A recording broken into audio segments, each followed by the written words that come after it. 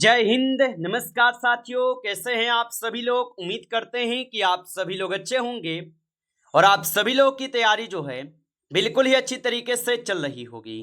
तो साथियों, आज की इस क्लास में हम सभी लोग हरियाणा ग्रुप डी एग्जाम 2026 के लिए जो है प्रीवियस ईयर के टॉप मोस्ट इंपोर्टेंट क्वेश्चन को देखेंगे, जो आपके हरियाणा ग्रुप डी के एग्जाम के लिए काफ़ी ही इंपॉर्टेंट है। और साथियों, यदि आप भी इस बार हरियाणा ग्रुप डी में एक सीट पक्की करना चाहते हैं तो मेरे भाई आप सबसे पहले एक बार प्रीवियस ईयर क्वेश्चन को कंप्लीट जरूर कर लेना, क्योंकि 70% क्वेश्चन आपके प्रीवियस ईयर से ही पूछे जाते हैं और आपके 30% जो होते हैं ये आपके न्यू पैटर्न से क्वेश्चन आते हैं। तो बिल्कुल अगर आप प्रीवियस ईयर को पकड़ बना लेते हैं और प्रीवियस ईयर को समझ जाते हैं तो मेरे भाई आप उसी टॉपिक को पढ़ेंगे जिस टॉपिक से क्वेश्चन आपके पेपर में आएगा। तो इस क्लास में भी हम सभी लोग प्रीवियस ईयर से ही क्वेश्चन को करेंगे, तो क्लास काफ़ी ही इंपॉर्टेंट है। तो इस क्लास को बिल्कुल आप अच्छे से लास्ट तक देखिएगा।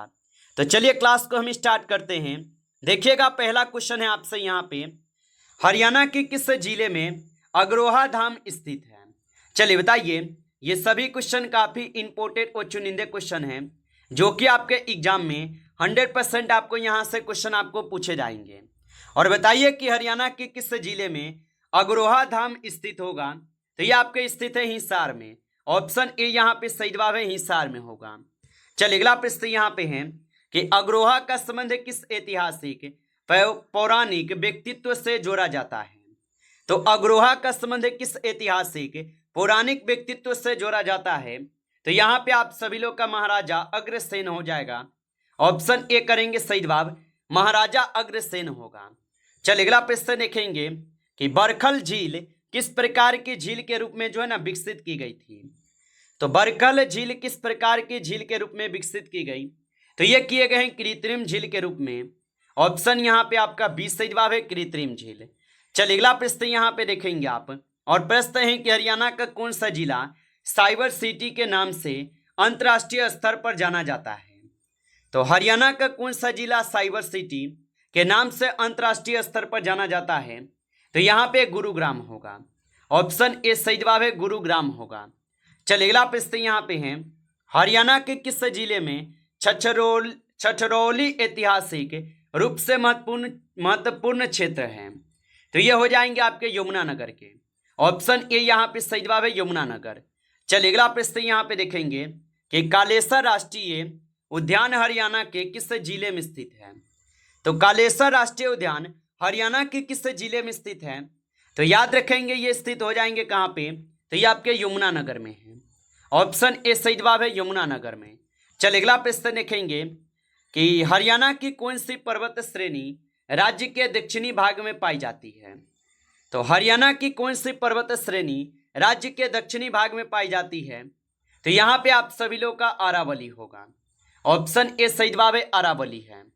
चलिए अगला प्रश्न देखेंगे, हरियाणा के दक्षिणी भाग में अरावली की पहाड़ियां मुख्यतः किन जिलों में दिखाई देती है। तो ये देते हैं आपके महेंद्रगढ़ और रेवाड़ी में। ऑप्शन ए सही जवाब होगा। चलिए अगला प्रश्न यहाँ पे देखेंगे, और प्रश्न है आपसे कि हरियाणा में राजा हर्षवर्धन से संबंधित प्रमुख ऐतिहासिक केंद्र कौन सा था। तो हरियाणा में राजा हर्षवर्धन से संबंधित प्रमुख ऐतिहासिक केंद्र कौन सा था। तो यहाँ पे आप सभी लोग का थानेसर हो जाएगा। ऑप्शन ए करेंगे सही जवाब, थानेसर होगा। चलिए अगला प्रश्न यहाँ पे है, हरियाणा के किस क्षेत्र में फाग लोकगीत विशेष रूप से लोकप्रिय हैं।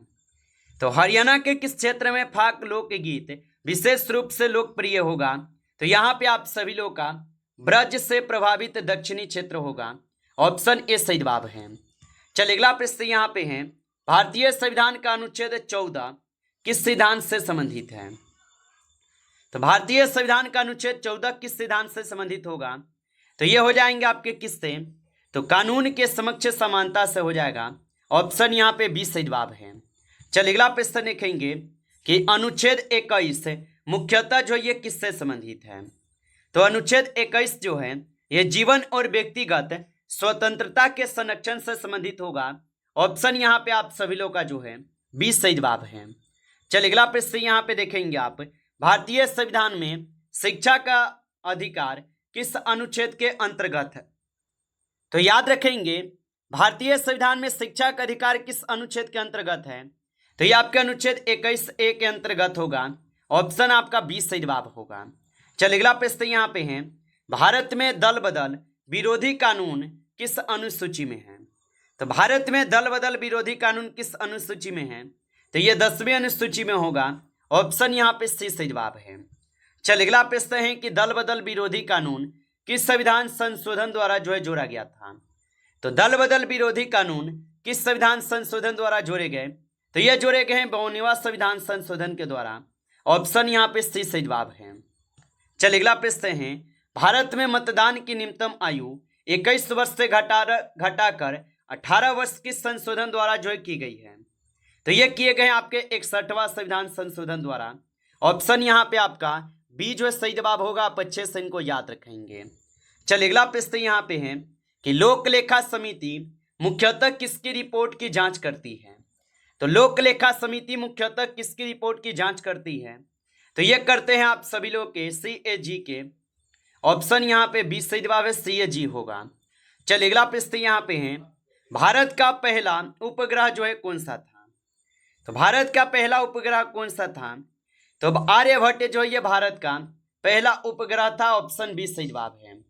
चलिए अगला प्रश्न यहाँ पे है कि भारत का पहला स्वदेशी परमाणु रिएक्टर कौन सा था?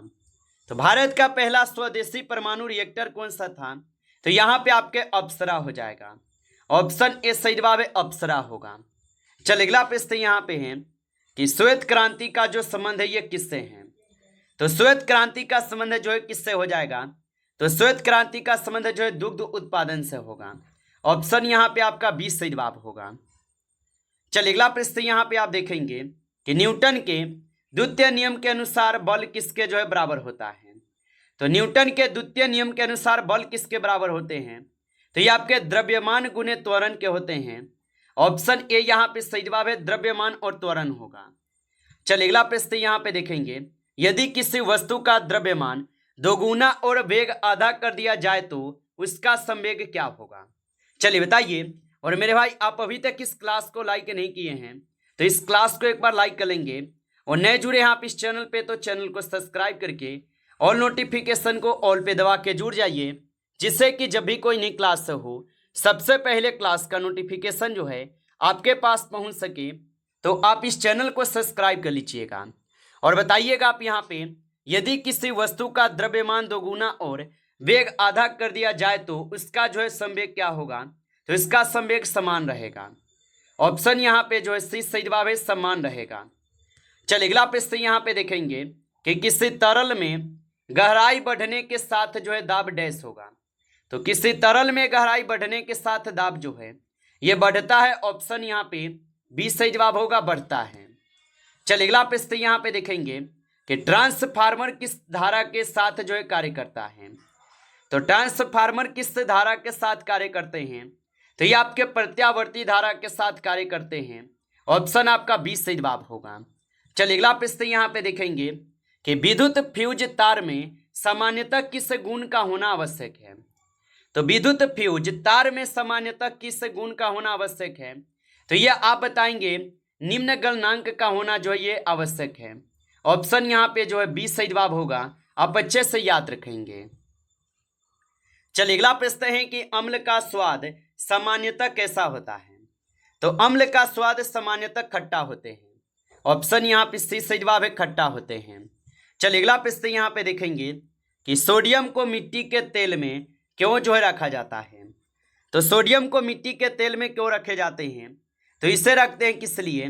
तो यहाँ पे आप सही जवाब ऑप्शन यहाँ पे जो है बी करेंगे, सही जवाब। आप अच्छे से इनको याद रखेंगे।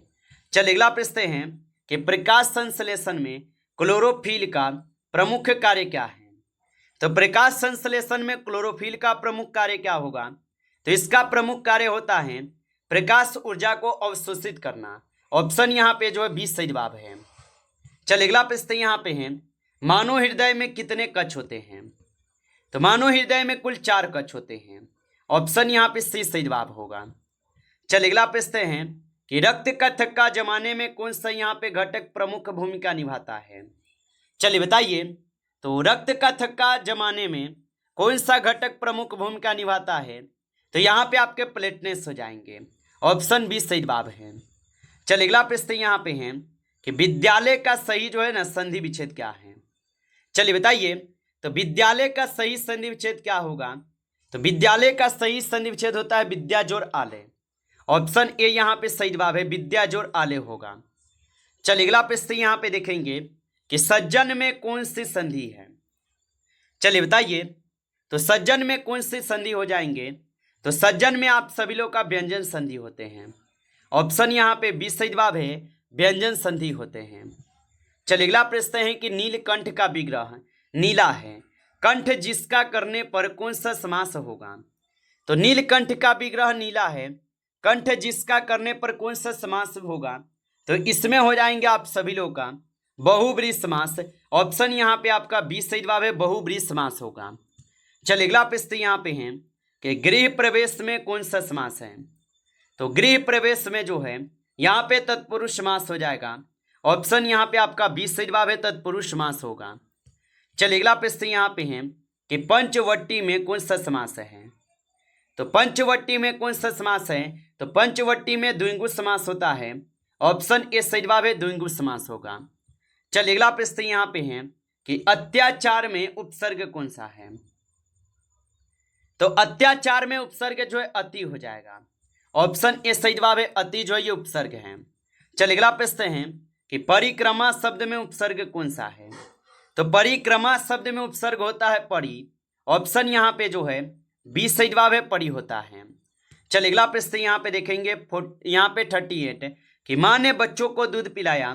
इस वाक्य में बच्चों को ये कौन सा कारक है। तो ये हो जाएंगे संप्रदान कारक। ऑप्शन यहाँ पे सी सही जवाब है, संप्रदान कारक। चलिए अगला क्वेश्चन है कि सैनिक सीमा पर तैनात है, इसमें सीमा पर कौन सा कारक है। तो सैनिक सीमा पर तैनात है, इसमें सीमा पर कौन सा कारक होगा। तो ये हो जाएंगे आप सभी लोग का कौन सा कारक। तो आप बताएंगे अधिकरण कारक। ऑप्शन ए सही जवाब है, अधिकरण कारक हो जाएगा। चलिए अगला प्रश्न यहाँ पे आप देखेंगे कि आंखों का तारा मुहावरे का अर्थ जो है क्या है। तो आंखों का तारा मुहावरे का अर्थ होता है बहुत प्रिय होना। ऑप्शन यहाँ पे बी सही जवाब है, बहुत प्रिय होना। नमस्कार साथियों, इस क्लास में आपके टॉप 40 क्वेश्चन थे जो काफ़ी इंपॉर्टेंट क्वेश्चन थे। साथियों यदि आपको क्लास अच्छा लगा हो तो आप इस क्लास को लाइक कर लेंगे और नए जुड़े हैं आप इस चैनल पे तो चैनल को भी सब्सक्राइब करके ऑल नोटिफिकेशन को ऑल पे दबा के जुड़ जाइए, जिससे कि जब भी कोई नई क्लास हो सबसे पहले क्लास का नोटिफिकेशन जो है आपके पास पहुंच सके। तो आप इस चैनल को सब्सक्राइब कर लीजिएगा। चलिए फिर मिलते हैं आपसे नेक्स्ट टॉपिक के साथ नेक्स्ट क्लास में। तब तक के लिए जय हिंद, जय भारत।